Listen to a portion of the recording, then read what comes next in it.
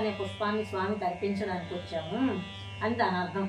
అంటే ఇక్కడ పుష్పాలు అనే దేనికి సంకేతం అంటారంటే, ఇప్పుడు మనలో ఉన్నటువంటి దుర్గుణాలు వాటిని వదిలించుకోవడమే ఈ ఆ హృదయం అనేటటువంటి పుష్పాన్ని ఇవ్వడం భగవంతుడికి, అహింస అనే పుష్పాన్ని సమర్పించడం, తర్వాత మనలో ఉండేటటువంటి చెడు గుణాలన్నిటినీ ఆ స్వామి దగ్గర మనం వదిలేస్తే మనం నిర్మలం అవుతాం. మన నిర్మలమైనటువంటి మనస్సుతో భగవతార్చన చేసిన దానివల్ల సత్ఫలితాలను పొందగలుగుతాం అనేటటువంటి ఉద్దేశాన్ని ఇక్కడ అమ్మవారు మనకు తెలియజేస్తున్నది.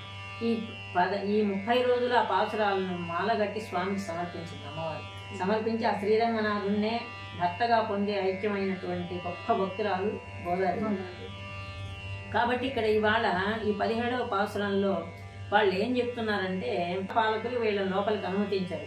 నిన్న వేడుకున్నారు కదా, మమ్మల్ని లోపలికి పంపిండి అయ్యా స్వామి దర్శనానికి అన్నప్పుడు వీళ్ళు లోపలికి వెళ్ళారు. లోపలికి వెళ్ళిన తర్వాత చూస్తే